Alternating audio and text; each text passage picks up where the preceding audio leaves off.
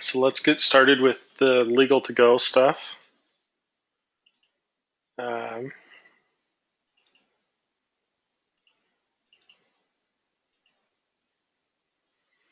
Did anybody have any questions on that? Did everybody get done?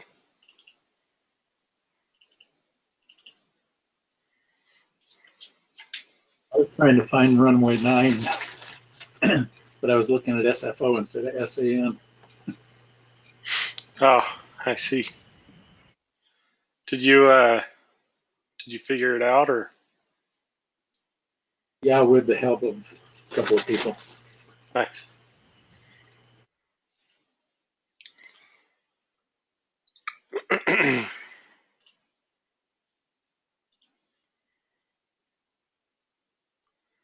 So let's take a look at it real quick. So what is the first thing again that we need to do before we do anything with our legal to go?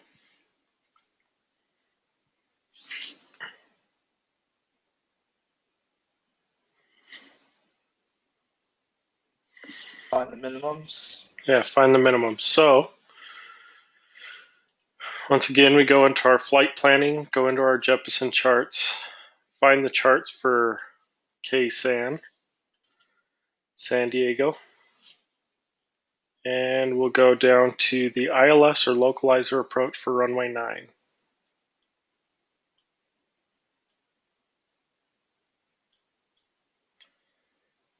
So here's our instrument approach plate. And what are our minimums?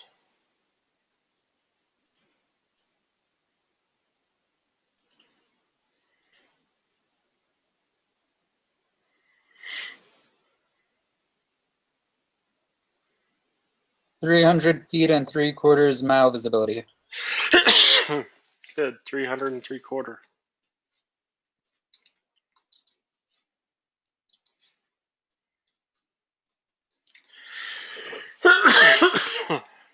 Okay, so that being said, let's start from the bottom this time. Tyrell, are we legal to dispatch the flight at 2300 Zulu?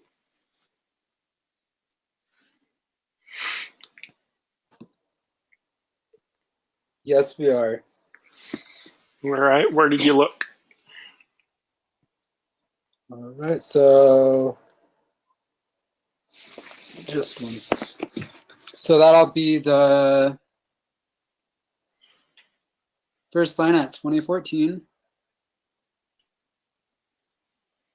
Or sorry, I did this a couple days ago, so I haven't looked at it for a second. Mm-hmm.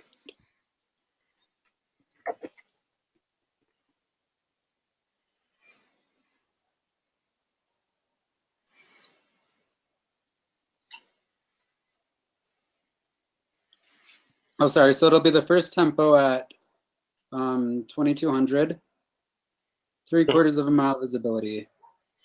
Okay, so I tricked you guys on this one. Okay, so every time we look at a TAF, the temporary remark, sorry about that. So the conditional language is kind of like we expect that it'll probably clear up. So whenever we look at conditional language, it's like this can possibly happen between this time and this time. So between 22 and 24 Zulu. Okay. But this main body, remember we call this line, or even if it's like this line, we call that the main body. And when we are looking at legal to go, we always have to look in the main body for our legal to go. So we have to have it both in the main body and in our conditional language. All right. Does that make sense? Yep. So then we would not be legal to go. Correct. So in this case, no, we are not legal to go. Oops, I'm sorry. My bad.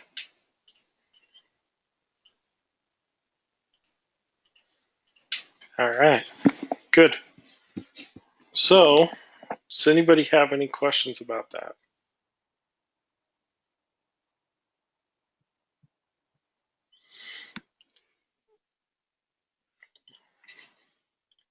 So you guys need to remember that every time we're looking at legal to go, we first look in the main body, then we'll look in the conditional language. And remember that for legal to go, we have to have if our time falls in the conditional language, we have to have minimums in both the main body and in the conditional language. Okay, so let's say, let's say that this was 2100 Zulu. Oh, sorry. Never mind. We'll continue on. I think I have an example of what I wanted to do coming up. Okay. All right, I have a Rex. question about reading the time on these. Uh-huh. So when I look at this one, I'm reading TAF AMD K San Diego. It's the 14th, 2014 Zulu. Yep. And then the 1420 to 1524. I'm confused. Is that a second timestamp? No, remember what we call this? This is the valid time. Okay. So in our TAF, and even in our conditional language within our TAF, we have a valid time. Okay. So this TAF, what you see here as a whole, is valid from 1420 to 1524. Okay. So at the end here, this very last line of the TAF is 1600 Zulu. How do we know how long that forecast is going to be valid for? Because we can, let's take this line for example, extend it out to here. Okay. This line is valid from 0800 until 1559, correct? Mm-hmm. Okay, 1600 Zulu is when this next line is valid from.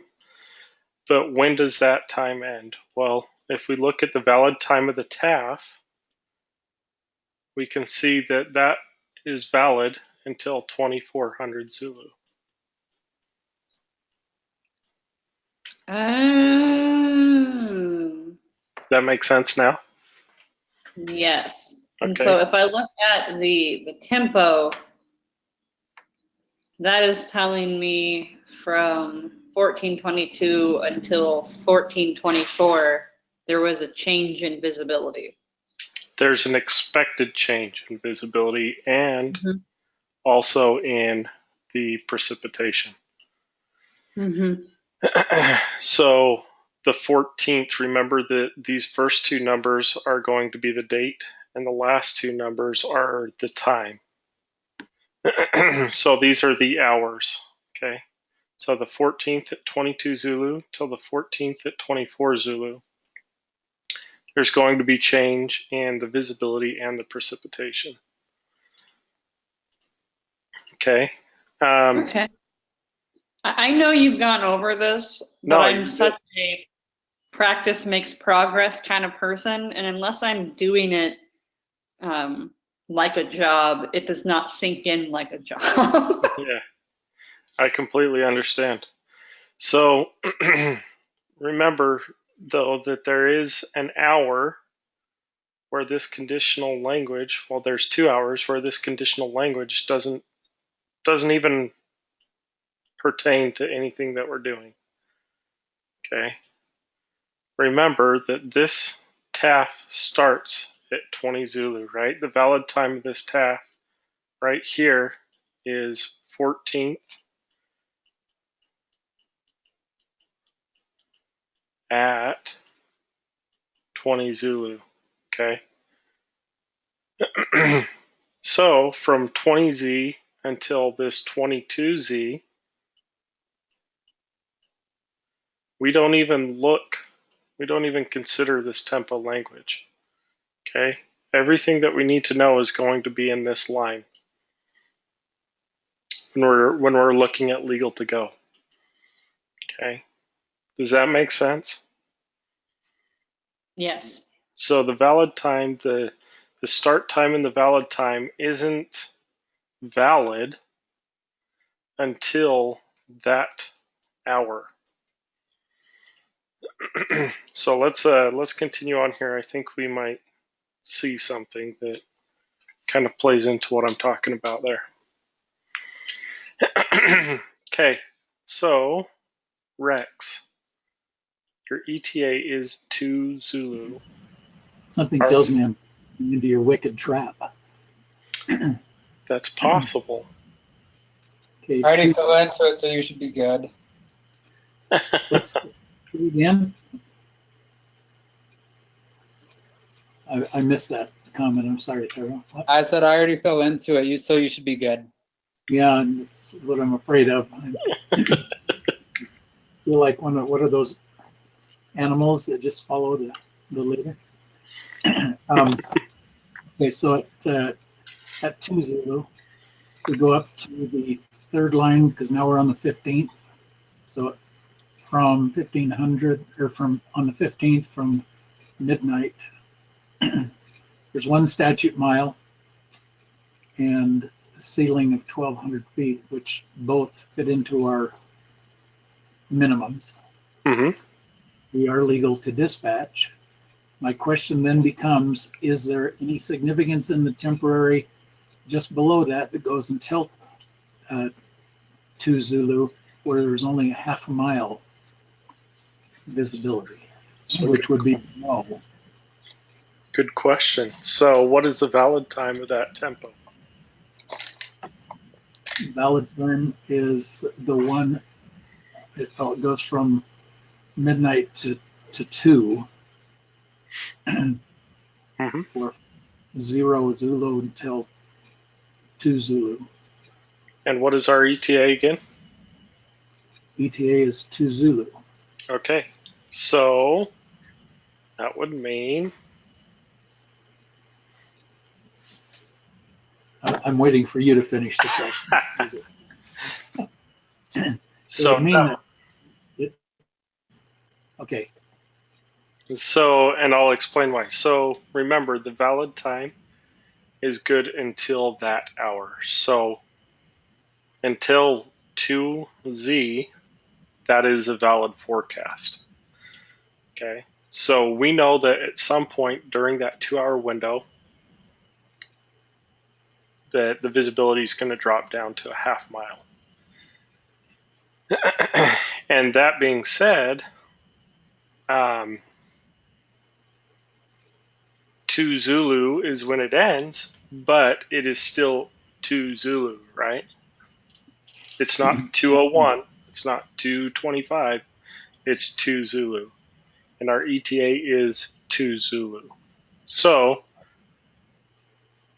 we are not legal until our ETA is 0201, so 1 minute difference. That is how I answered it. Mm-hmm. But I had a 50-50 chance. Yeah, so does everybody understand that? So this is a really good example of what I was trying to describe up above. This is the valid forecast, but because our ETA falls, even though it's on that time, it is that time. No black or white, or I mean, no gray here, It's black and white. 2 Zulu is 2 Zulu. We're not legal until 0201 because this is the valid forecast until that 2 o'clock. Kind of tricky, huh?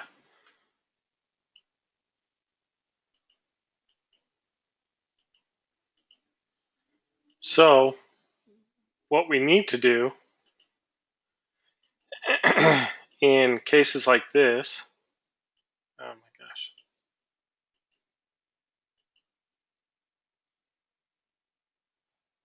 How do I fix this?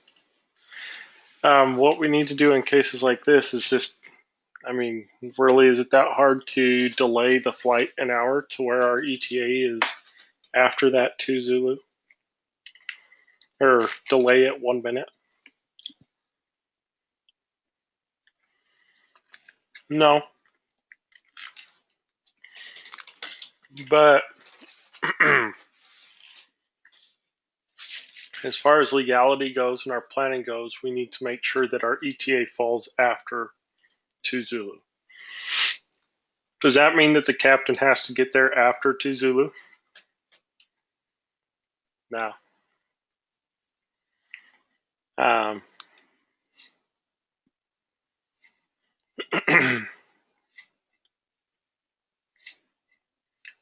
It's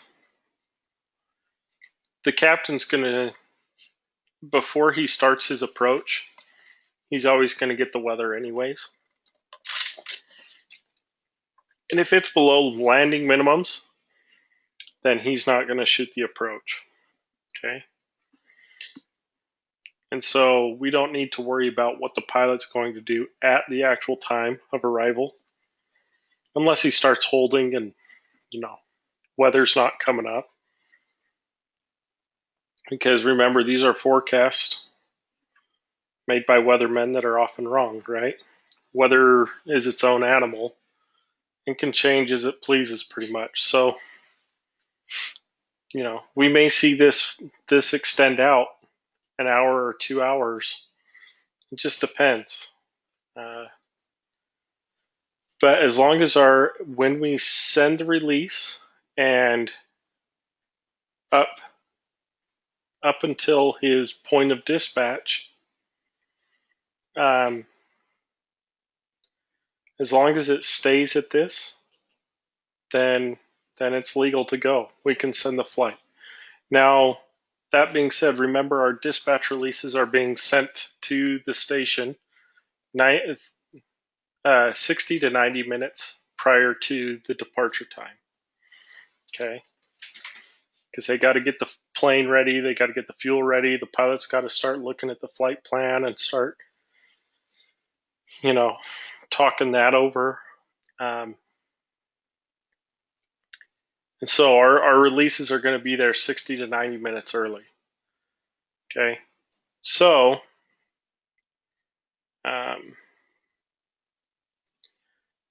what happens if the TAF changes? You can see that this is an amended TAF, right? What happens if the TAF changes in that 60 to 90 minute window? We need to, at that point, amend the release. Okay? We need to go, oh, now you're not legal to go. And so we would have to push out his proposed time of departure until he was legal. So if this extends out, we just have to make sure that we're watching this, because if he departs and this is changed out to where our ETA is no longer legal, if he leaves, then we just violated a FAR. That's a big no-no as far as sending an illegal flight. And those are the kind of flights that end up on the news. But yeah, we need to pay attention to that, because if the weather changes, let's say, we have this this line here. Oh, excuse me, sorry.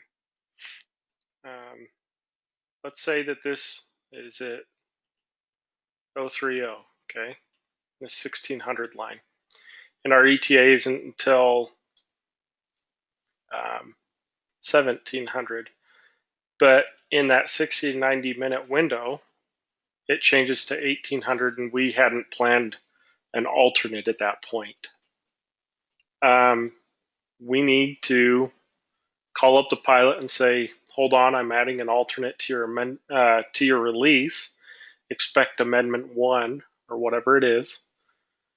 And we have to go in, we have to add an alternate at that point. Until the pilot has released the brake and is pushed back from the gate, ran his takeoff numbers, if there's any change to this TAF that requires an amendment on the release, then we have to amend the release. If it becomes illegal to go, we have to call and tell the pilot, you're not legal to go, you're going to need to hold on. Things like that. And we're going to talk about it a little bit more, but but that's a big part of our job, is making sure that our dispatch release, once we send it, the job isn't over at that point. We need to make sure that that's legal all the way up until he's pushed out from the gate and ran his takeoff numbers.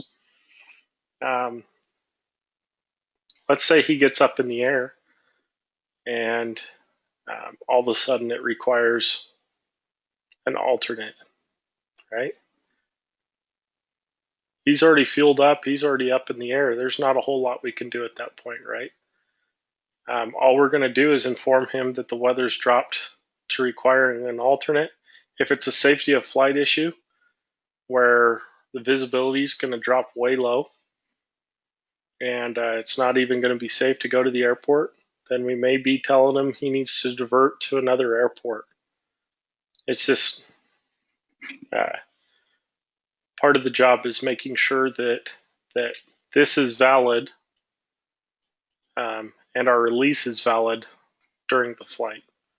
That from the second we click send all the way till he's landing, that everything is staying within legalities. So, and if it deviates from legalities, we need to be notifying the pilot and making appropriate changes. And you said at SkyWest that you're usually watching around 10 to 12 flights during your busiest time? Yeah, somewhere in that.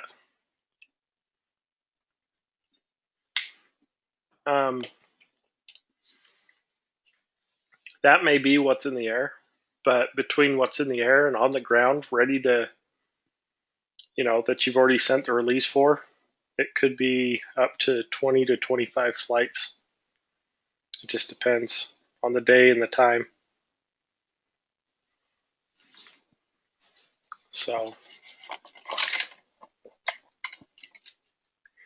they've been making changes at SkyWest to lighten the load a little bit. That's part of the reason why they've been hiring a lot lately. So it's going to relieve some of the workload and stress off of dispatchers that have been there working 55 flights in a 10-hour period,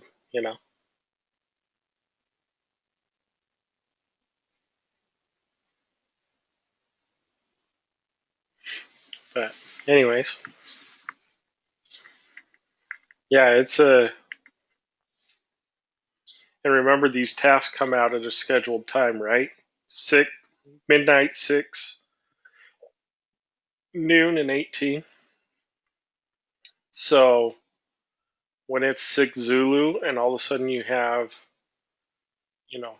releases that need to be sent and flights in the air and you're still, and it's TAF time, that just adds on to your workload. You're trying to go through the TAFs and make sure all your flights are legal still while monitoring the progress of each of your flights and trying to get dispatch releases out to flights that are coming due. So it seems like a lot at first, and it is overwhelming when you're in training and stuff like that, but it's amazing how quickly you figure it out and get a flow to where you just kind of know what's going on. When TAF time comes around,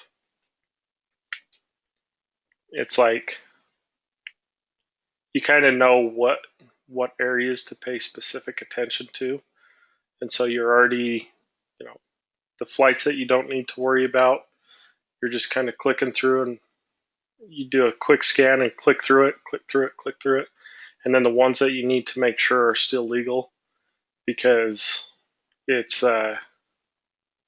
getting close. You know, you stop and you double verify, double check yourself. So you get quick at it. It's just one of those things that takes a little practice and a little time. So, anyways, so Michelle, at 2:45 Zulu, are we legal to dispatch this flight? I say yes. Okay, where are we looking? The third line, on the 15th from midnight, we have a visibility of 1 statute mile. Good. And we're outside this tempo, right? So we just revert back to this main body. So yes, the flight's legal to dispatch. That being said, do we require an alternate? Yes. Okay. Good.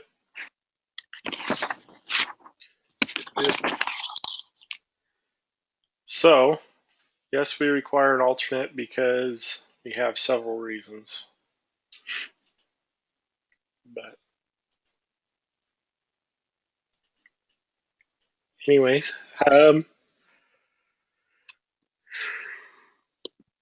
Carrie, why don't you take a go at 09 Zulu? So that would be on the 5th line, and I say it would be legal to dispatch because we've got 3 statute miles of visibility. Okay, good. Do we require an alternate?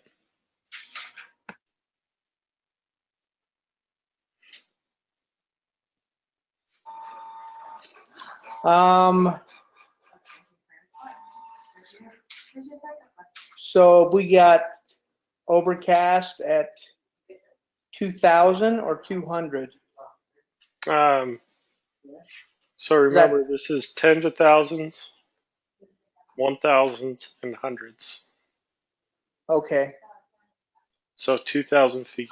So 2,000. So our ceiling is 2,000, and our minimum is 300.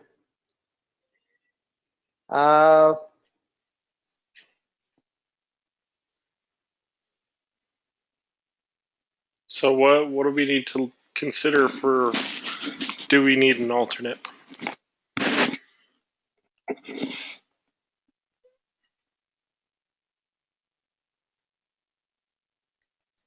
When are we required to put an alternate?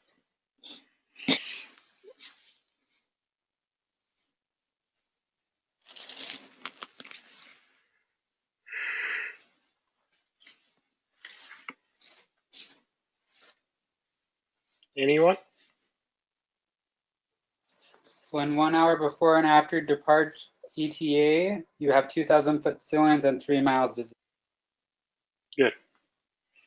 So you're always required to list an alternate unless you have 2,000-foot ceilings and 3 miles of visibility. So 1 hour prior to and 1 hour after the ETA, right? So So what is our ETA window for 9 Zulu?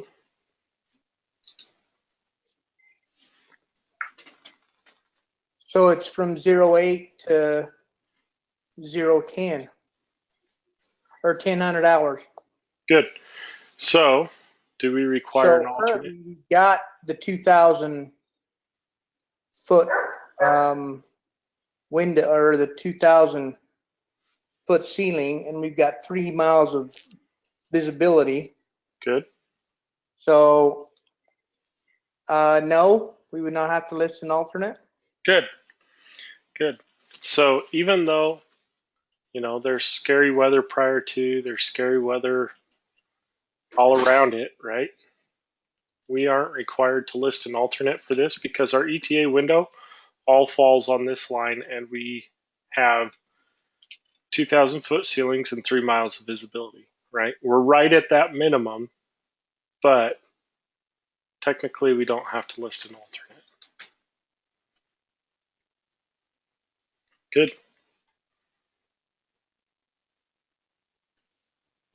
Any questions on that one?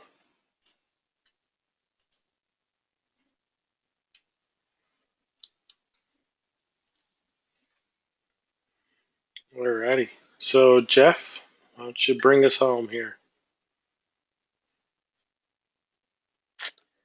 Okay. ETA is at 1459 Zulu, so our window is going to be 1359 to 1559. Okay. Is that right? Yeah. Yeah, Okay, that's 13, good. 15. So are we legal to dispatch? So if I'm reading this correctly, unless there's a gotcha here, I'm still referencing the same line, that second from the bottom that Carrie was referencing.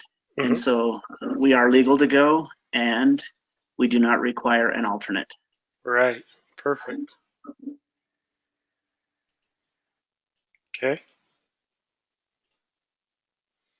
Good. So what if this said 1500 Zulu? Would we require an alternate then? Yes, because we would then reference that bottom TAF, and there's a overcast layer at 1800 feet. Perfect.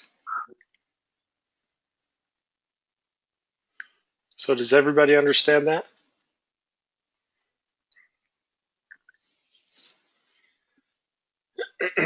So, yeah, just to make sure you guys understand, remember that we don't go to the next line until that 1600 Zulu. That's the hard line in the sand, right? 1600 Zulu and on. So when our ETA window is 1559 Zulu, we are technically required to list an alternate. So, good.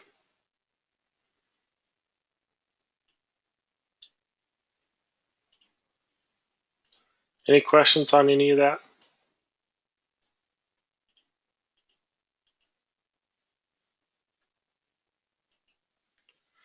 All right, why don't we take a 10-minute break, jump back on at 7:25, and we'll do our weight and balance. Or do you guys need dinner? I don't know what you guys want to do. Will we get to end early if we skip dinner? We could probably end 15 minutes early. If we skip our half-hour break? Yeah. You have a date tonight. It's my birthday. It is? Happy birthday! Yes, and I just want to go to bed early because I'm old. Happy birthday. Thank you. Absolutely. Ready to go. Alrighty. So I want everybody to go into their Google Drive and go into the flight planning folder. And in this IFR flight plan packet, at the bottom is weight and balance sheets. So from, let me zoom in here to make sure I'm saying the right sheet number. So from sheet 6 to sheet 9, that is all weight and balance forms. Okay. Does everybody have a printer?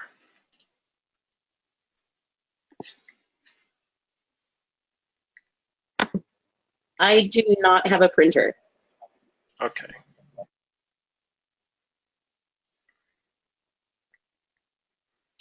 I'm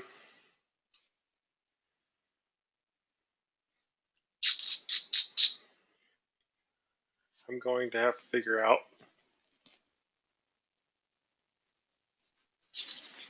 how to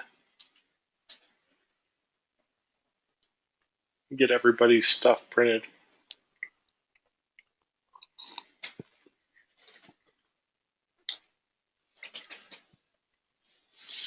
Does anybody else not have a printer?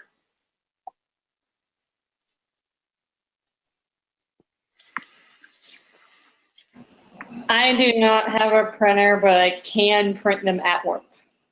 Okay. Okay, so if you open it up in the Google Drive, go to open with, do you have like a PDF reader where you can edit the document?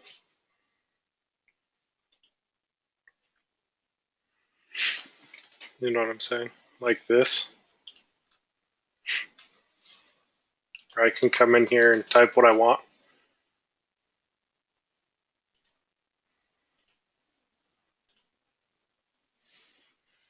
Either one of you.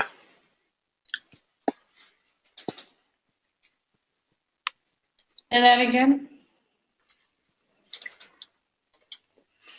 When you download the document. Yeah, I can use PDF Exchange. Okay. What about I you? won't know until I start messing with it at work tomorrow. Oh. So you can't even download it right now? I can, it's just a different computer entirely. Oh. I have a Mac. My work computer is a Windows. So It's also licensed through my work, so I don't know like what programs we have versus which ones we don't. So tonight I kind of want you guys to follow along if you're able to. If you click this download button up in the top right corner, it should download it. You can open it down here. And if you can you open it to something like this where you can do like this fill and sign option?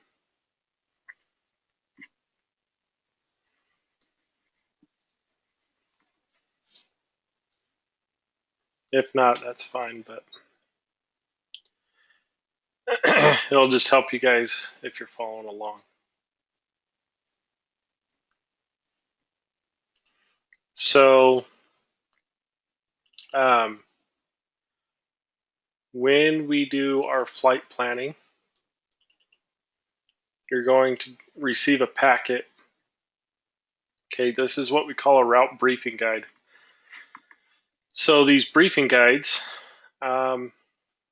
just kind of give you an idea of, well, it's everything you need to know to compile a flight plan and do a flight plan. Anyways, what we're concerned about for weight and balance is going to be everything that you see highlighted here. Oops, hold on. Choose a color. So all that stuff that's highlighted green, that is all stuff that we will need to know for our flight planning, for the weight and balance. So tonight I'm just going to write it down on the side here, but we need to know a couple of different things, right? the first thing we need to know is how many adults we have on the flight. The CRJ 700, we can hold a total of 70 passengers. So how many adults do you guys want?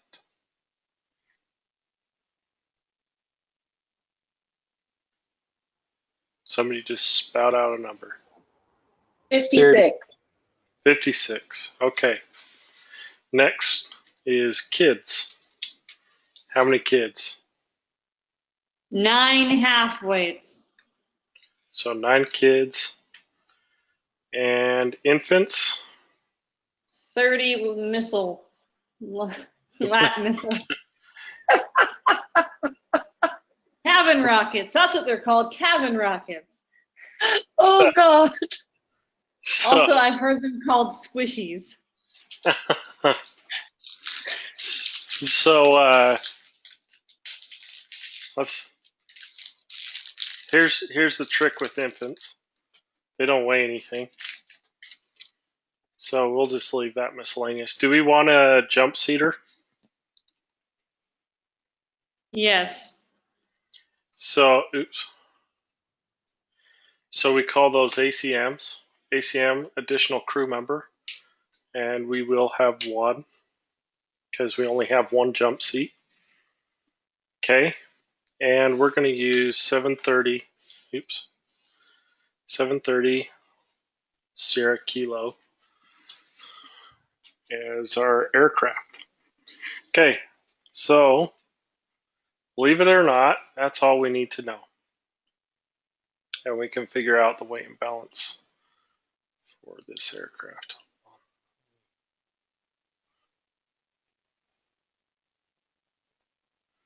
This thing's so big I can't figure it out.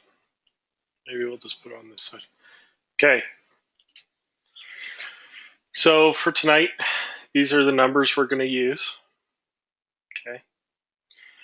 In your flight plan that you downloaded, or that everybody should have pulled up, there's this page right here. So, do you guys remember what the bow weight is?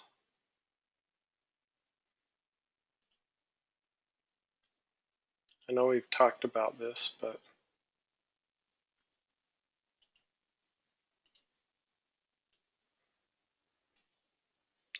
so it has right here the bow weight. Okay. That the weight without passengers, luggage, or fuel? Yeah, pretty much. Passengers, luggage, and fuel missing from that. Okay. So that's the basic operating weight of the aircraft. Okay. With that, we have the center of gravity, or what we refer to as the index. This is how many inches forward or aft the center of gravity is from the center of the aircraft. Okay. So 71.8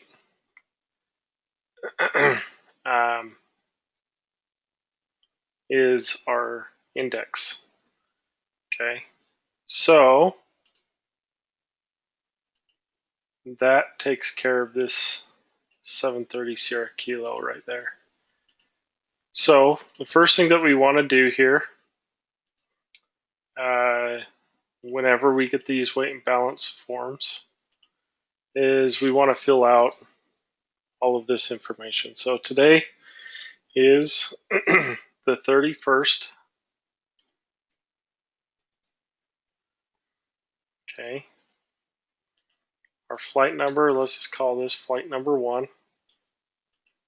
Okay. We don't worry about MTEL right now.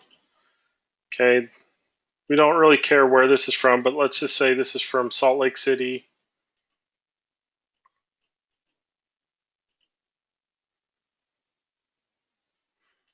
Oh, wait, there is actually more to this. So today I'm just going to give you a total amount of fuel. We'll figure out the fuel after we figure out how to do this weight and balance. So for the fuel today, we're going to use 47.50. Okay. So it's going to be Salt Lake City to KSGU, St. George.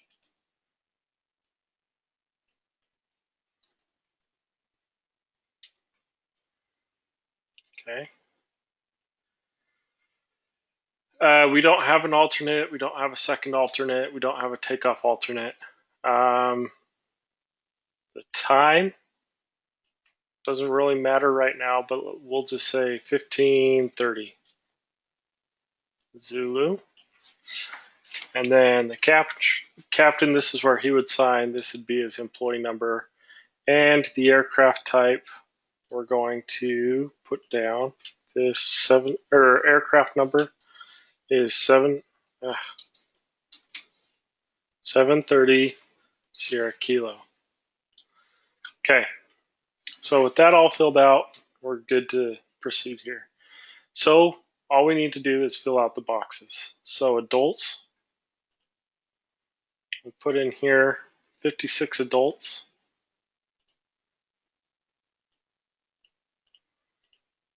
Okay, we have 9 kids.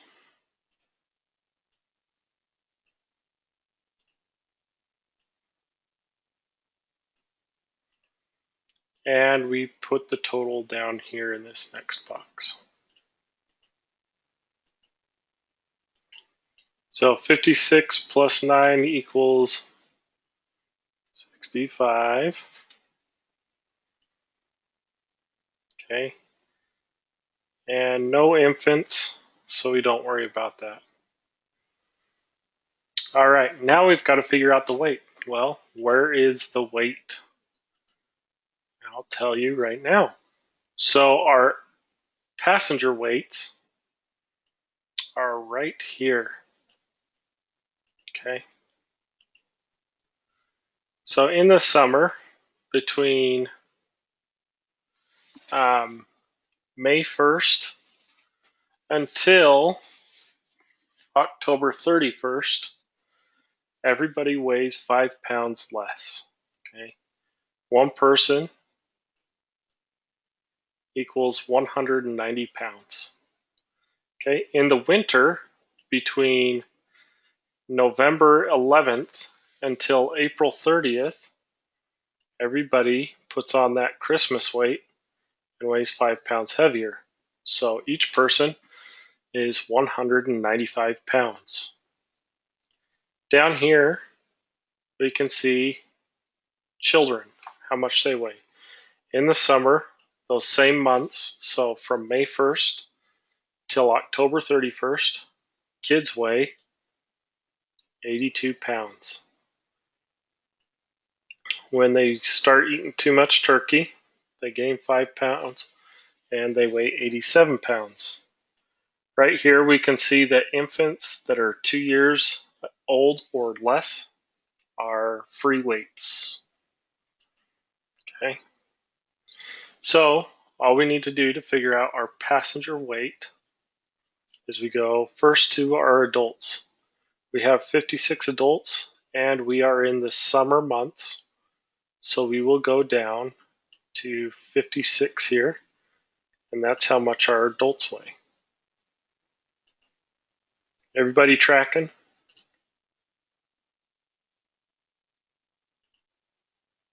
Yep. So our adults here, we'll put in 10,640 pounds. Okay. Our kids, who's got a calculator out?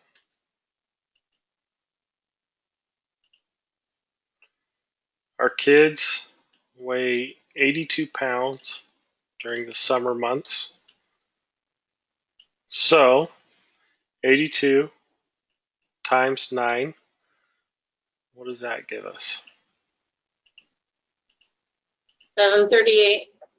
738 pounds? Yeah. Okay. So now we have our total for our passenger weight here, we're just going to add those two numbers together. So 10,640 plus 738, we've got 8, 7, 11,378. alrighty.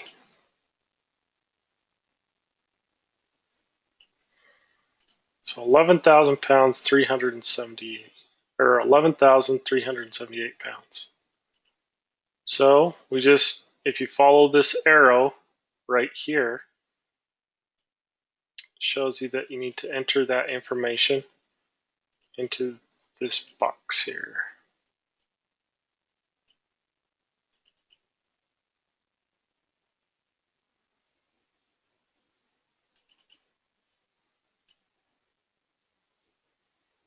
Sorry, I gotta remember how to use this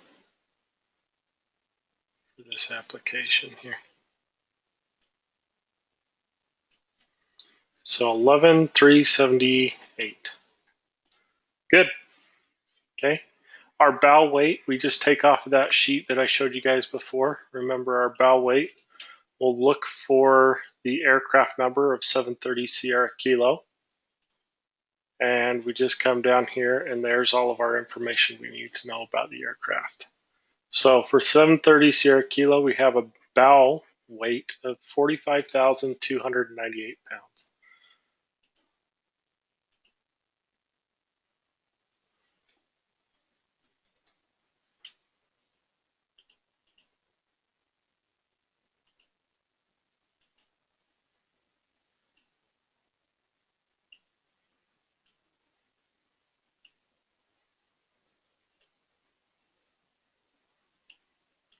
All right. Our index is 71.8.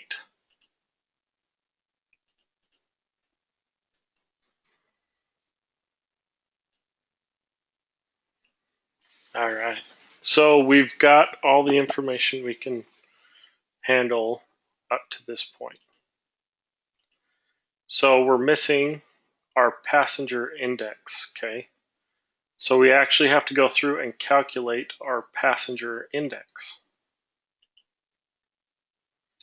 Our passenger index, to calculate that, we use this PIN card, okay? This PIN card is the passenger index card. What it's used for is the flight attendants will actually walk down the aisles, at least on SkyWest aircraft. I know one of my students last class, he's a United flight attendant. He's like, I've never ever done that in my entire life. But what is that?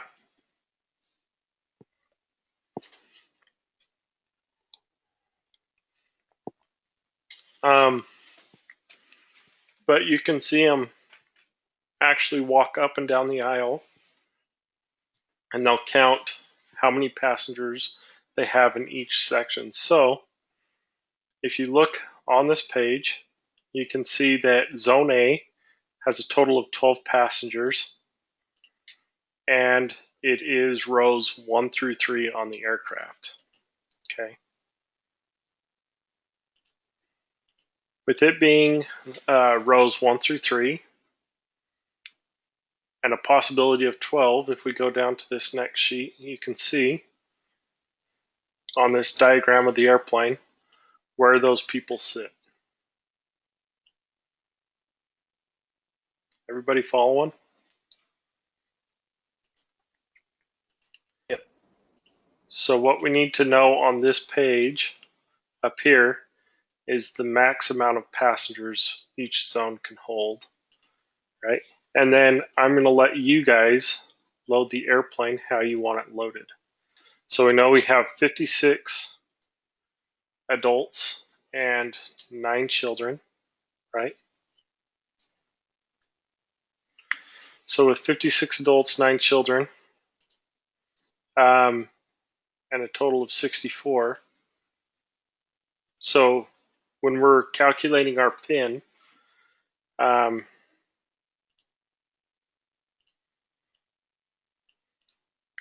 when we're calculating our PIN, the adults and the children, we just add those two together in the zones, okay?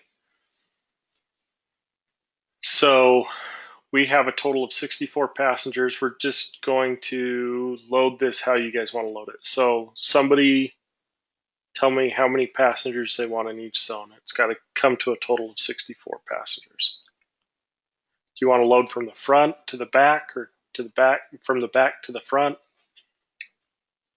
Back to the front is the most realistic. Can you explain to me why we have 64 passengers with 56 adults? Because I was dumb and put 64. It's 65, my bad. I missed something when I was printing.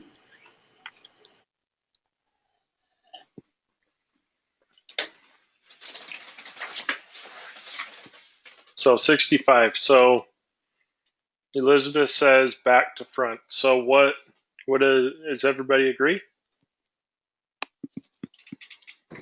Sounds good to me.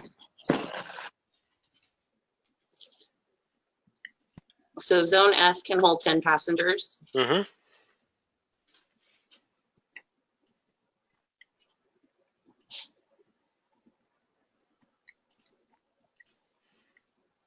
$12.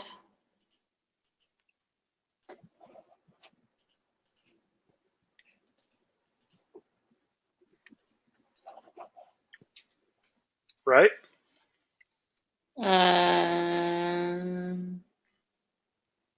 Yeah. Yeah. So 7 plus 12 plus 12. Man, first class is doing pretty good.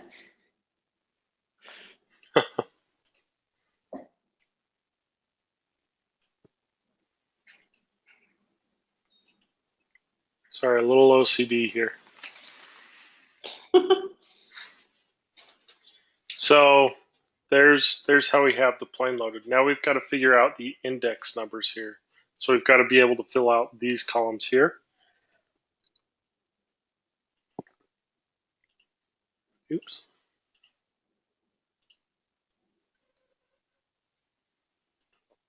Sorry, to mark anything on the sheet, I've got to do like 4 mouse clicks. All right. So once we know how we're going to load the passengers, remember it was 7, 12, 12, 12, 12, 10, right? So in this column, we can see the number of passengers. And then the rows are separated into our zones. Does that make sense? So we know that Zone A had a total of 7 passengers. Zone B had a total of 12 passengers. Zone C, 12. Zone D, 12. Zone E, 12. And Zone F had 10. Okay. So there's our numbers. Does everybody see them?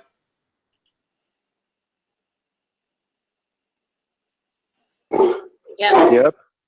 Okay. So I need somebody, as I go down my list here, I need somebody to tell me what those numbers are. So Zone A with 7 passengers. Negative 11.2. Okay. Zone B. Negative 13.9. Zone C. Negative 8.5. Zone D. Negative 3.1. Okay. 2.8.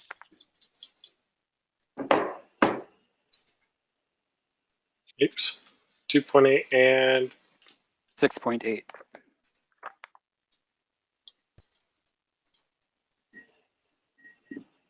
okay.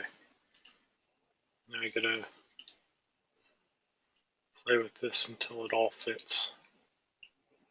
Okay, do you guys see why I didn't put the negative and positive signs on here?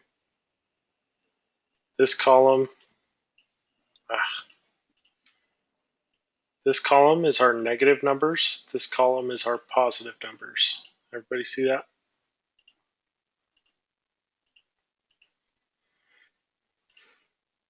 Yep. All right.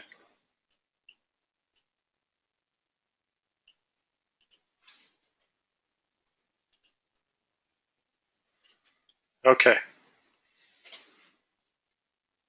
So we need to take this column, add up the totals, and what does that come to? 11.2 plus 13.9 plus 8.5 is 3.1.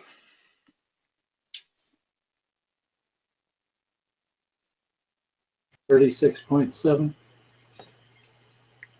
Okay, and these two come to 9.6, right?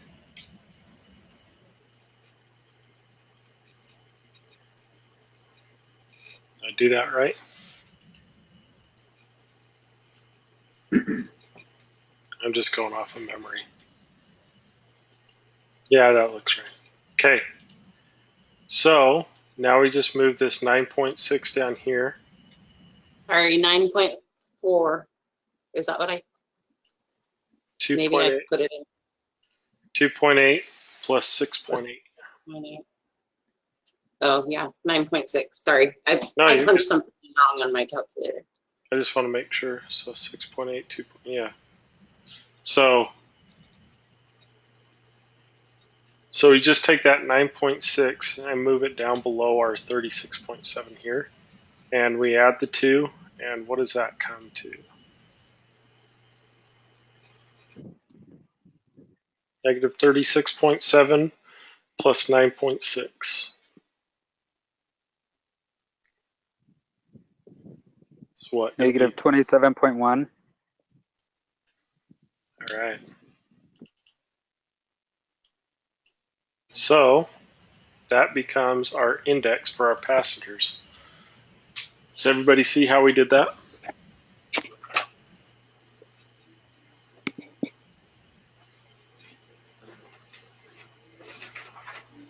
Does anybody have any questions about anything we just did there? We went kind of fast, but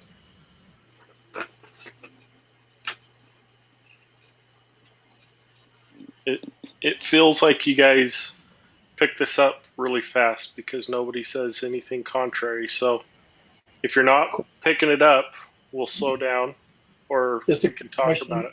Uh-huh. Was the loading of the zones just arbitrary? So yes and no. So for this example, yes, it's going to be very much so a roll of the dice. Doesn't really matter. Okay. But like Elizabeth said, typically with these CRJs, we like to load from the back to the front. And this is why. Right here. This index number of 71.8. Okay. That means that this aircraft is extremely nose heavy. Okay. Empty, this thing's pretty nose heavy. So,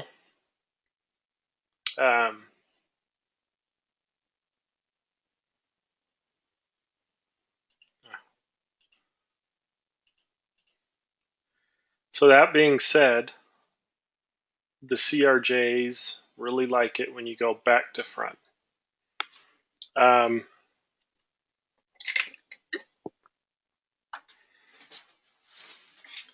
But with this example, we're pretty full, so it's not going to make a huge difference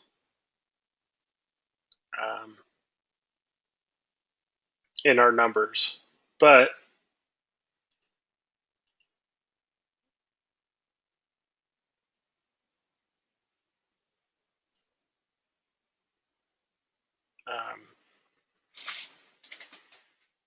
you can see down here, so we call this our envelope.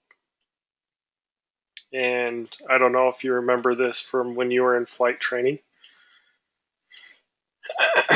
but when we're doing our center of gravity or weight and balance on our plane, basically our index and our weight need to fall within these certain zones. So max zero fuel weight is 62,300 pounds, just like we talked about previously. Max landing weight is 67,000 pounds. Our max takeoff weight is 75,000 pounds, and our max ramp weight is 75,250 pounds. Okay, so for each of these bars here, we have to be below those weights. Okay. If we're below those weights, our index also needs to fall within this envelope. So that 71 point, what was it? 71.5? Is that it? No, 71.8. That puts us clear out here on our envelope, right? So, if there's like no passengers, you're in trouble. You're in trouble all the way until you're like right here. So we need to kind of shift some of that weight aft to balance out the airplane and help it fall in this area, in the envelope. Does that make sense?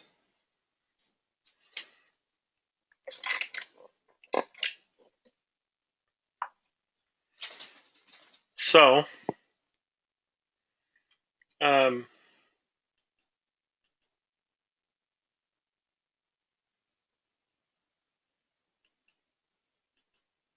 we've covered all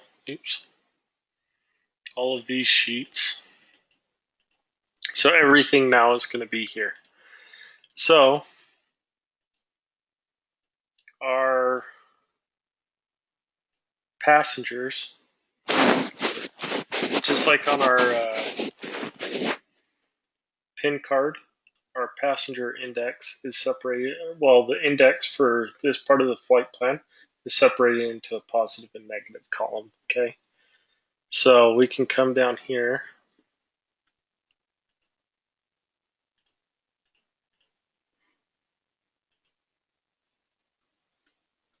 and grab our PIN, which was this negative 27.1. So this is our index for our passengers, negative 27.1. Put it into this column.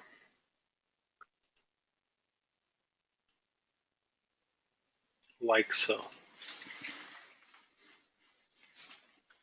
Okay, cargo. Oh, that's the last thing that I forgot here, I swear. 26 pounds. 26 pounds? That is the average weight of blood platelets that gets shipped. Oh. I was like, that's an interesting weight. Cargo at my station too. So let's say we have 84 bags. Okay. So with 84 bags, it's kind of hard to do it this way just because of the when I build Are the these bags also gaining in the winter? No, the bags don't. The bags, if they go under the airplane, are 30 pounds a pop. So I know, I was just kidding. they should though, because think about it, you got to put winter clothes Yeah, in there. It's heavier. Clothes. I think the baby should weigh like 3 pounds in the winter too, No, just kidding. But I'm Polynesian. I don't know about not counting the weight of a 18-month-old Polynesian baby. So I think it's a bad idea.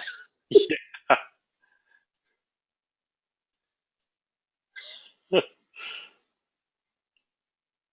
Yeah, my baby, she was a freaking chunk too.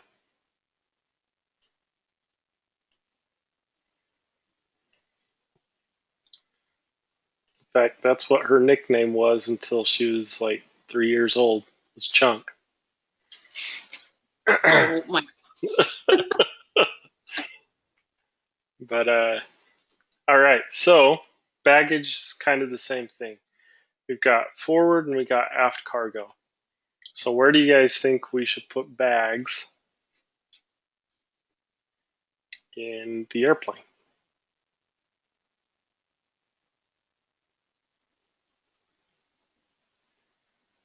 All checked bags should be in the aft. All carry-on should be in the forward.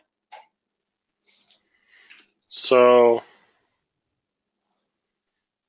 let's see what our bag weight is. 34 carry-ons? I don't know.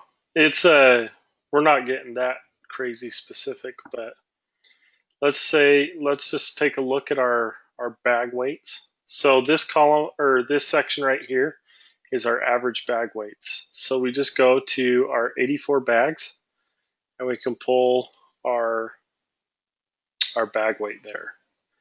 So aft, what I like to do is I like to throw it in the aft first.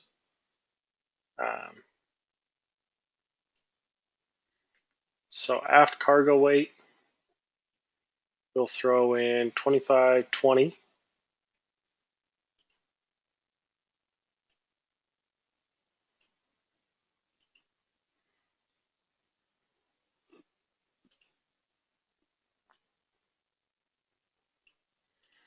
Okay. We'll just throw them all in the back.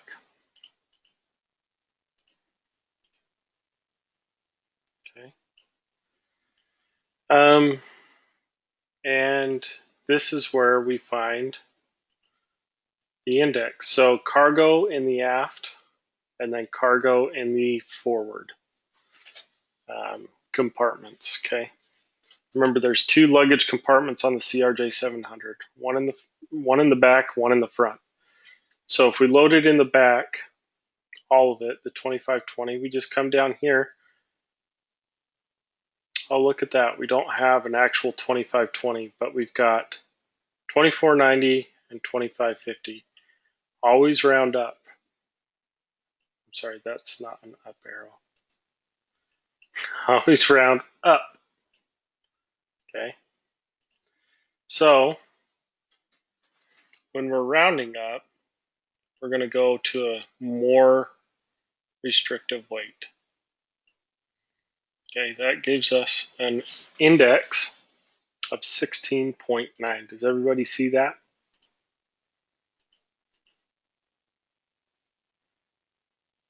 yep.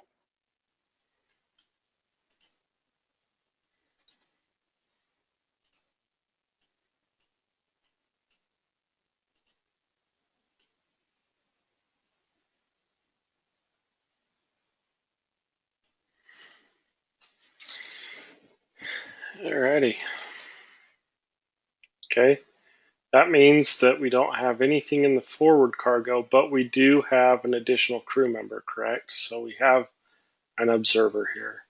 Our observers, whether it's winter, summer, doesn't matter, we're always going to weigh 190 pounds.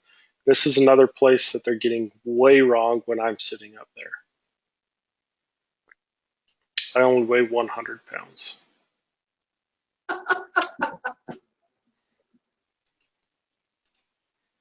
Just look at my driver's license, right? Can't lie on a federal form. Okay. When you guys see me next week, you will go, yeah, 100 pounds, maybe your left leg. Okay. Our index is also listed here. Index is 2.3.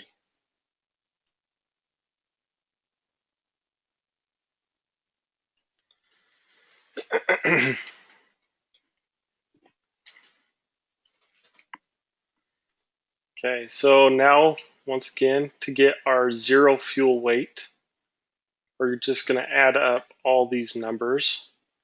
And then to get our 0 fuel weight index, we'll add up all these numbers.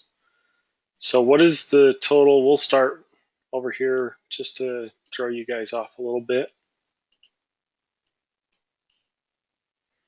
27.1 plus 2.3 is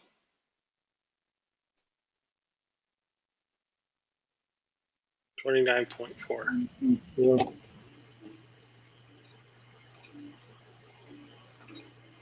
Everybody concur?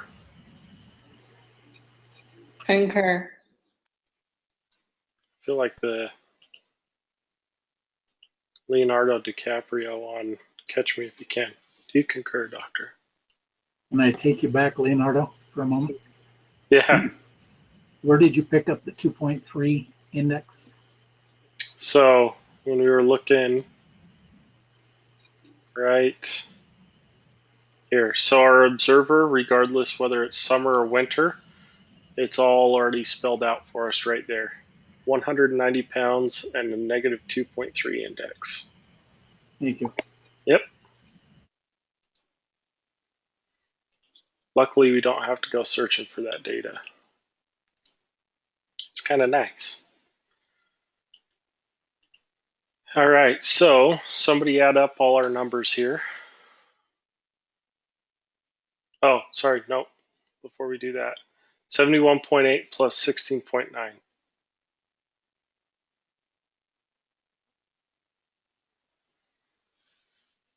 Gives us what, 88.7. Everybody agree? Yep. And what does that give us for an index? 88.7 minus 29.4.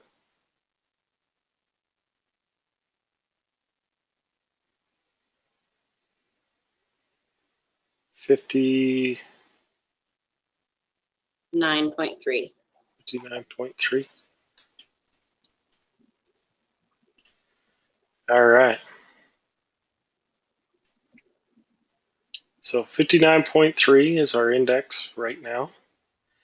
And our zero fuel weight. So somebody give me the total of all of these weights added up.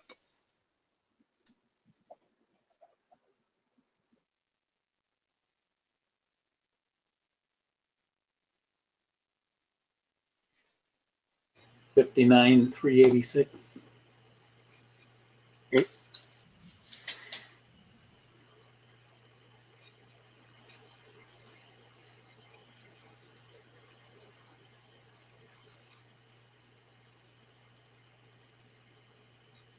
Don't worry, guys. I'm going to also do this when we're in our flight planning stuff in class. So I'm a little crazy about it.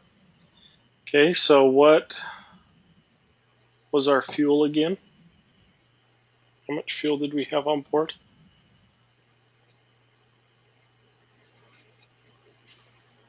$4,750. Okay.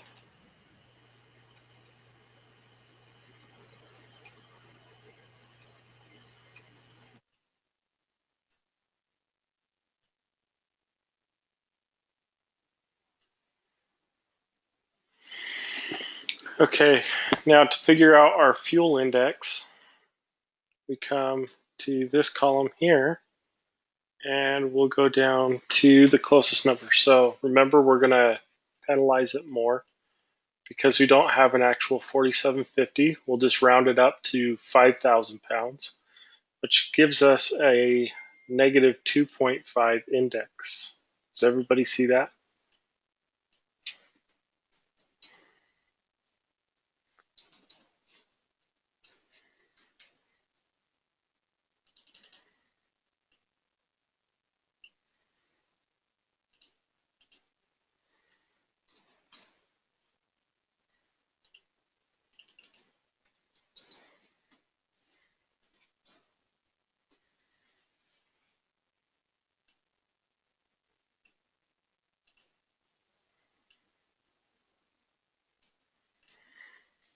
All right, so that being said, we just bring down this 59.3 from up earlier and subtract that 2.5 there. And what does that give us for our total index?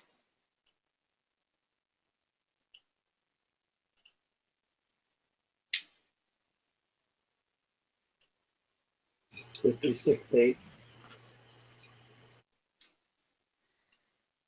Okay. So our index is 56.8.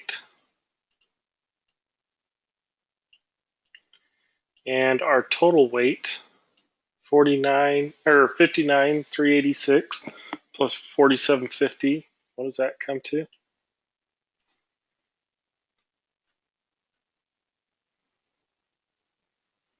64,136.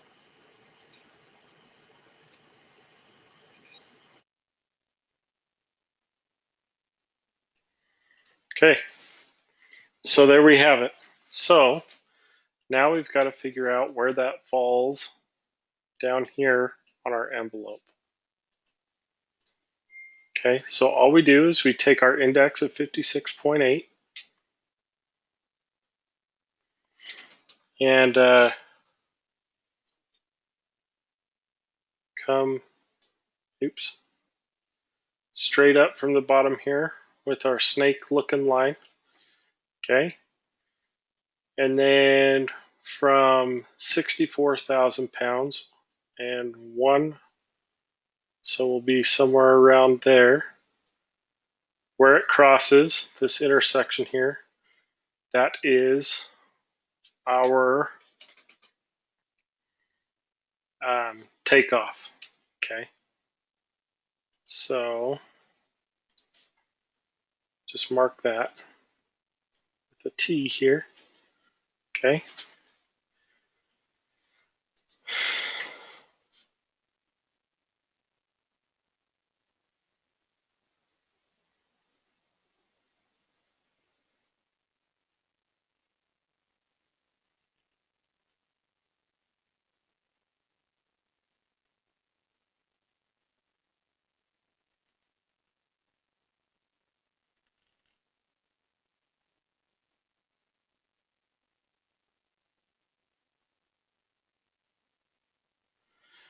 Let's see.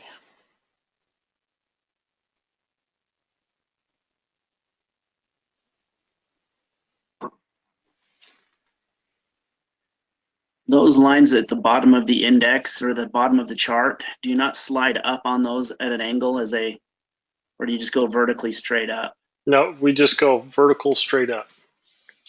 Okay, thanks. Yep. So let's see here.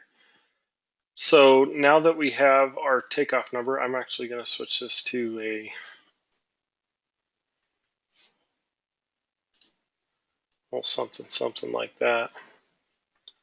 Erase this pen here. Okay, we know that we're somewhere around there.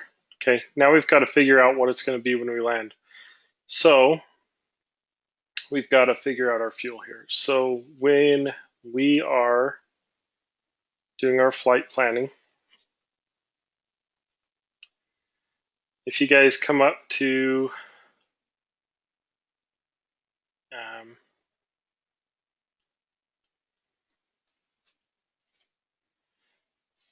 this simplified plan, okay,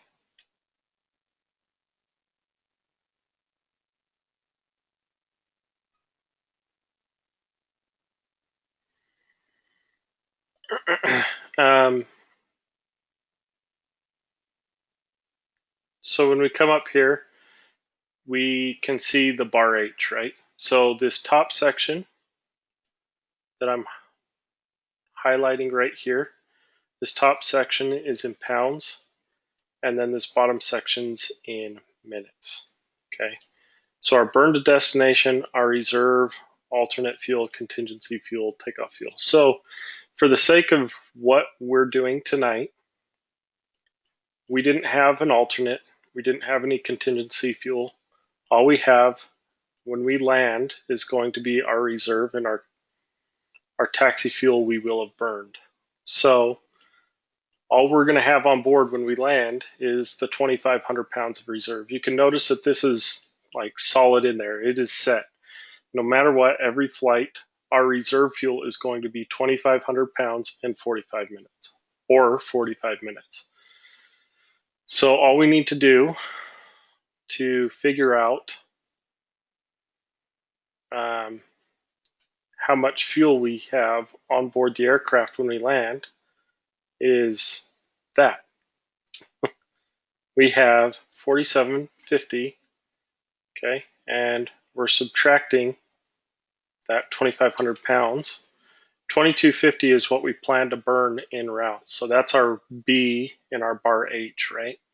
So 2250, but all we're going to have on board when we land is 2,500 pounds. We only plan to have 2,500 pounds total fuel left. Okay, does that make sense with everybody?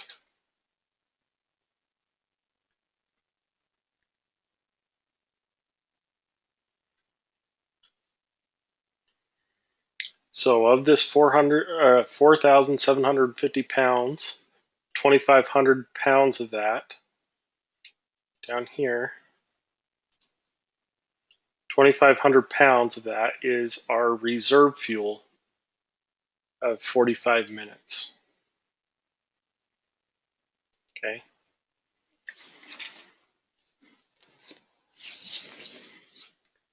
That's all we plan to land with is the 2,500 pounds. We're going to burn the rest of the fuel. So that being said, all we'd have to do to figure out our landing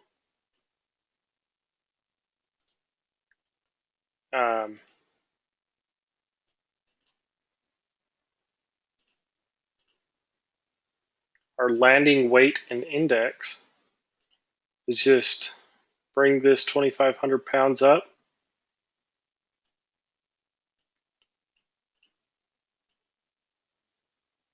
put it in place of our 4750, take these numbers out, all of these numbers, okay, and just fill in the blanks here. So 2,500 pounds, we come up here, 2,500 pounds, this is negative 1.5. Take that negative 1.5 under here. That gives us a total of 59.3 minus 1.5, 57.8.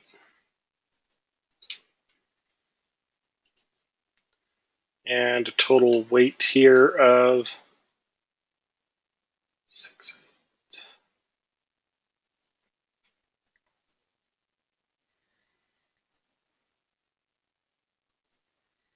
61,886 pounds. So now we just draw that on the graph here, or on our graph here, and identify it with an L, and we can see where our center of gravity will shift to when we land. So we come up from 57.8 and 6186, and our land's going to be somewhere in that area. Does everybody see what we did? So the entire flight, we need to stay within this envelope here, okay? So if we're just going from there to there, we're staying in the envelope the entire time, right? Which means we're within our weight and balance limits.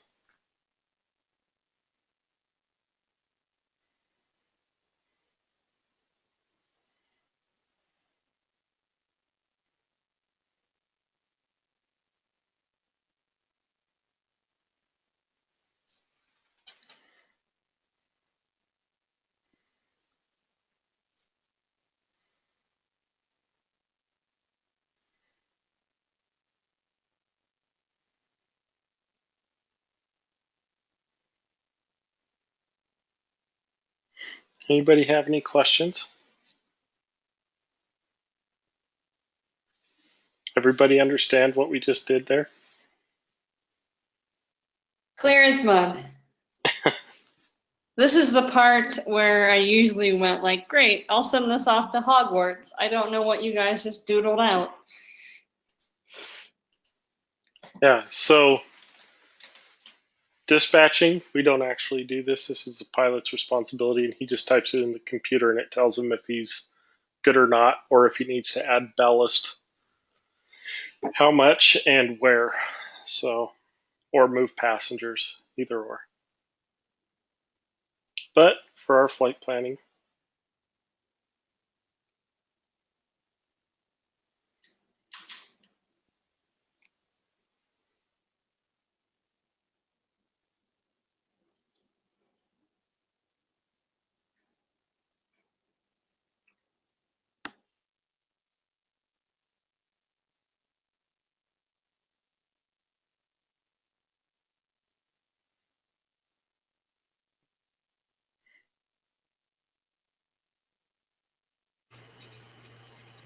Do they have these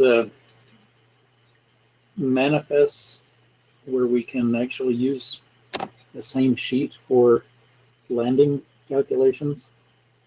you can just reprint it out. You can use two if you want, but really, the end of the day, you're only changing those two boxes there. You're basically changing the weight only by 2,250 pounds. Is that correct? Or 2,500 pounds. Yeah, change the weight by 2,500 pounds. Move. It goes from 4,750 down 2,250 to 2,500. Yeah. Yep. But depending on the flight, that may be different, right? If we add contingency fuel, say there's weather en route, we're going to have more than just 2,500 pounds of fuel on board when we land. Right. Or if we add holding fuel, anything like that, that's all going to be added to that number. So let's say we did 15 minutes of hold fuel, that's another, let's just say 1,500 pounds. So if I want to save a tree or the cost of printer ink, I need to use a pencil instead of a pen. Or you can just kind of figure it out down here on the bottom. It's pretty easy to do. You just take whatever this number was here, this 59.3, and you can just do the calculations down here. 59.3 minus 1.5 instead of the 2.5 or whatever it was. And then figure out your total weight down here at the bottom. When I was in class doing dispatch school, all the times, what I would do is down here, I would just type land weight. Oops, not land weight, but land weight, and then land index. And I would just make that note down there so that I could refer back to it. So I didn't change anything up here. I could just see what I was going to be landing with down here. That way, all the data is still there. It's just organized, I guess you could say. Does that make sense? Well, we need to have a couple of these printed off for the class. Yeah. I'm going to print off probably a couple dozen of them, of the full flight plan package, this whole thing. I'll probably print off like 30 of them just to have in case anybody forgets them. But this is what we're going to be using over the next 2 weeks. So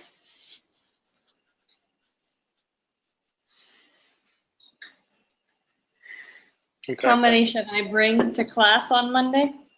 Well, you're probably going to be doing, for the first week, it's probably going to be a flight plan every other day. And then the last week, hopefully we can get to the point where we're doing a flight plan every day. But like last class, I think we did a total of 5 flight plans, maybe 6. So if you just printed off 10, I mean, that way you have a couple practice one or scratch sheets. That'd be good.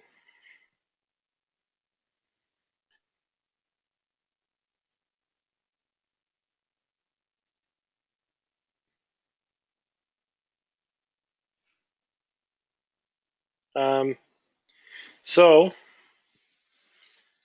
I want you guys, everybody print out another one or get ready to do the same thing here. We're just going to change the numbers here. And I'm going to have you guys do one by yourself, and then we'll talk about it at the end. And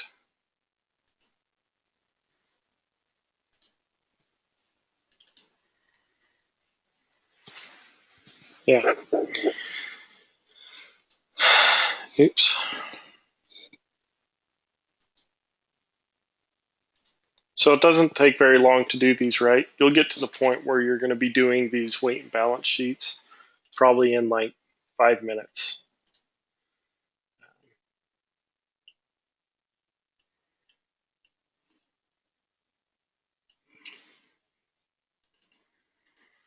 So I'm going to do adults, we're going to do 45. Kids, we're going to do 4 of them. Bags, we're going to do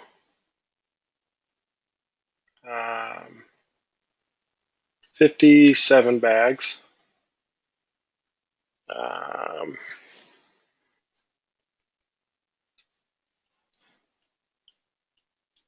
Let's see. Fuel, we're going to do. Okay, so just a real quick calculation on fuel.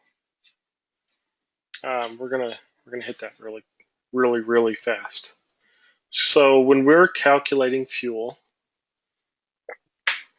what we're going to do is in Skyvector, and this is the program you guys will be using for your flight planning.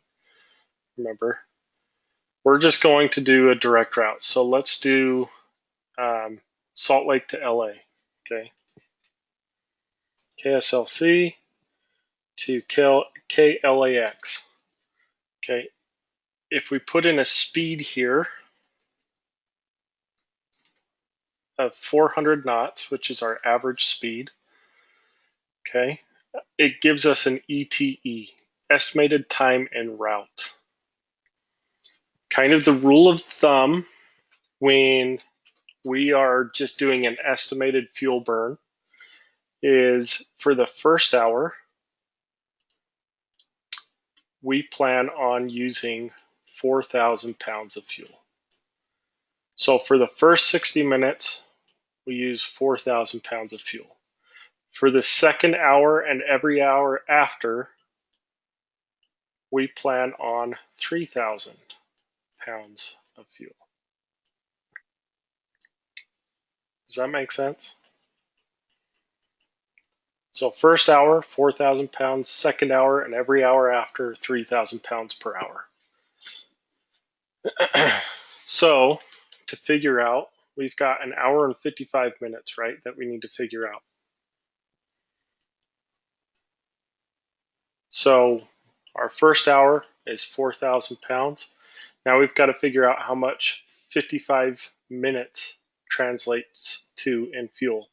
So we take 3,000 pounds of fuel, we divide that by 60, and that gives us 50 pounds per minute. Everybody tracking? Okay. 50 pounds per minute, we take that and we multiply that by how many minutes we have, and that comes out to how much fuel we are burning in 55 minutes. So we just take this 2750. Is that right? Yes, it is. Okay. Total 6750. Yep, 67,000 or 6,750 pounds. Okay. Does everybody follow what I just did there?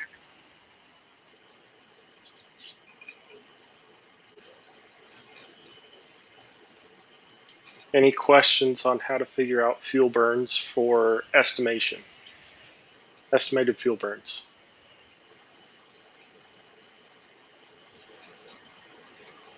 Okay. So for fuel, we're going to do 6750.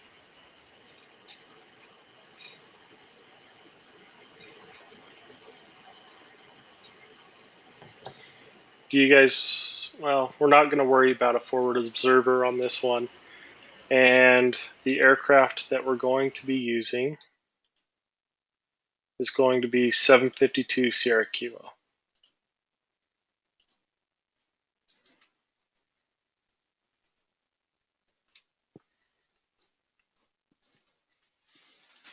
All right, so with that information that I've got up on my screen, I want everybody to fill out their weight and balance sheet. And we are going to go over that in just a minute. I'll give you guys A dinner break? I'll give you guys 15 minutes to run your numbers and figure it out. And then we're going to come back and we're going to go over the answer. Okay?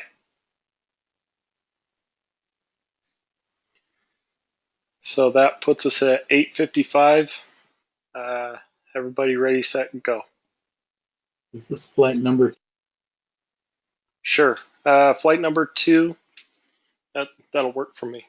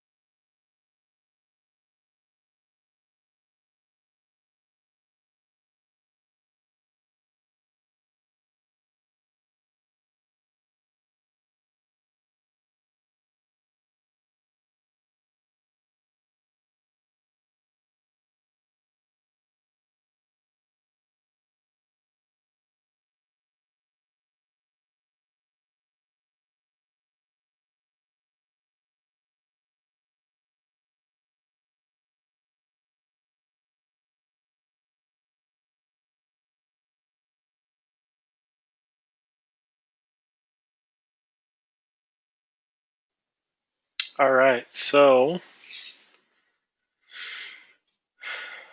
did everybody finish?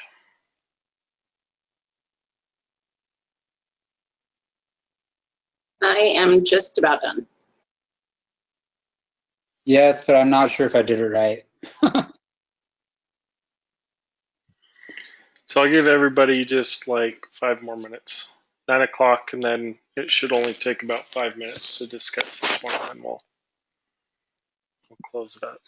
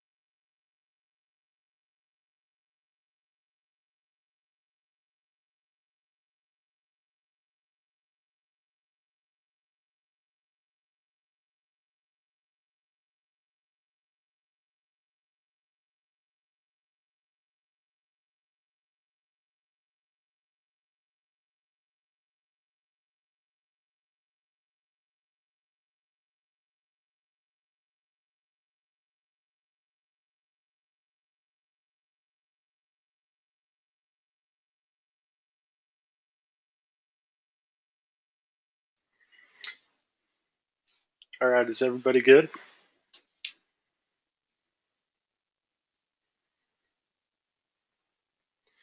So before I show you guys my screen, how did you guys load your airplane?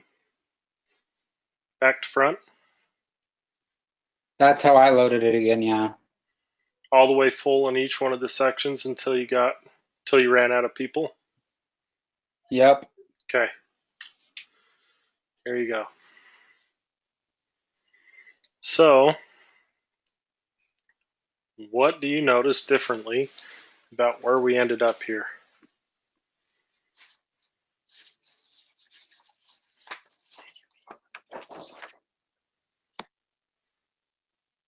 Did everybody come up with the same answers? I mean, this is where the rubber meets the road, right? I ended up putting 1,000 of the baggage into the forward cart to give me a little bit less of a index for that one. Okay, But yeah, cool. right. But the weight's the same, right? Yeah. Okay. Anybody get anything different?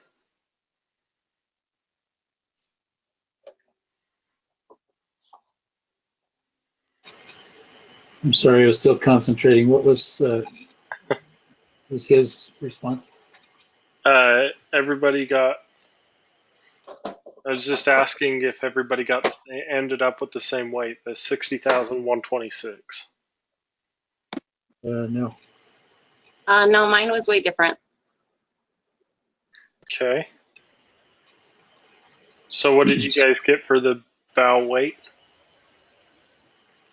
Well, that looks the same to me, but I'm looking at, okay, so let me just adjust my eyeballs here. I'm looking at 45 adult passengers as being 8550, not 6550.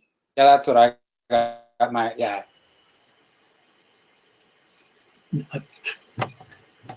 So 45 adults.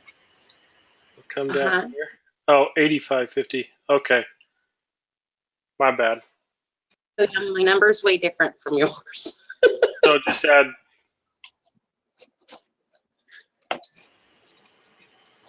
Yeah, just add 200. Well, more than that. I did get 2,000 more than that. 62,126 is what I got. For 4 children, I added But my 328. index is different. 300. Yeah. So for the kids, it's 328 is what I got. So the Yeah, total is 78. 550. What was that?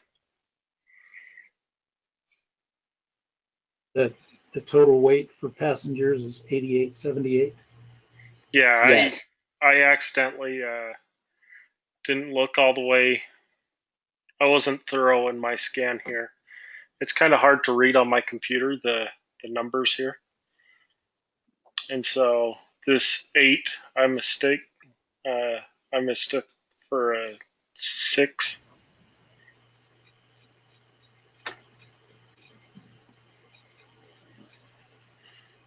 So you're right. So let's just add 2,000 pounds total on here real quick.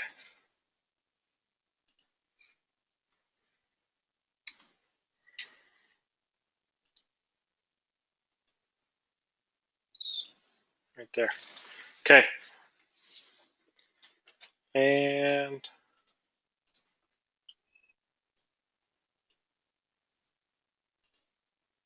there you go. Okay. So now it's all corrected. Now did everybody get the same? 62,126. Yes. Okay, good. Actually, I added the 2,500 pounds of reserve fuel. Okay. Yeah, so for this fuel that I've been giving you guys, that includes our reserve fuel. So for the 6550, that's our burn, alternate, reserve, and hold fuel. That's everything lumped into one. Didn't you say that we burn 4,000 pounds the first hour and 3,000 pounds every hour thereafter? Yeah. Which would be Yeah, 6750. Good catch. I went back and forth on adding it to Rex, and I thought, you know what? I'm not going to add it. I'm just going to take what it says on the screen and do 6750. But I did. I thought about it. I'm like, where's our reserve fuel? That's true. My bad again. You guys are catching. So, okay. Either way, you guys should have ended up. Let's, for the sake of sanity and finishing class here real quick, you guys should have ended up pretty close to that same spot, right? You're going to be in the area A on the outside of the envelope, right?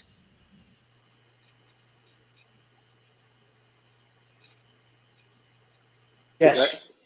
Is that correct? Even the guys that did it really right? I ended up closer to the center on landing and pretty close to where our takeoff weight calculation was prior with the prior example. Okay, so more to the center. Yeah, did you you loaded your passengers different though, right? Did you evenly distribute your passengers? I put them 10 from the back row or back section, 10, 9, 9, 9, 9, and then 3. Okay, yeah, so you're a lot more evenly distributed.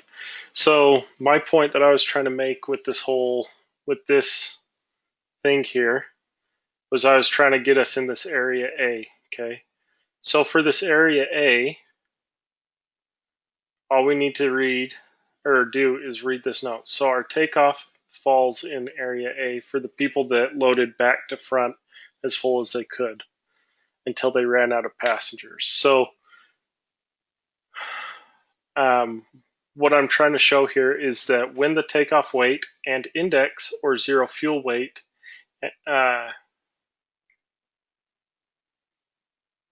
and index fall in area A, verify by visual inspection that the passengers are evenly distributed in each of the passenger zones. So what do we need to do to fix this and get it centered in our weight and balance chart?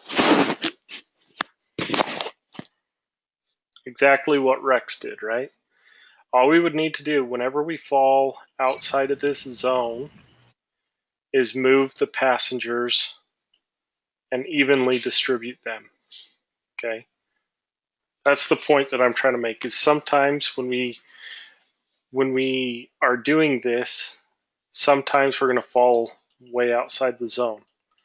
But if we just look at our passenger loads and distribution, we should be able to correct and move passengers to bring us back into that envelope, right? Was actually what I was trying to do here, Garrett, was to leave some leg room for us people who are on standby. That's a good point. That's a good point. And that works too. But you guys can see, I mean, this is a pretty good example of what happens when we're outside our weight and balance. Does everybody feel pretty comfortable doing a weight and balance sheet?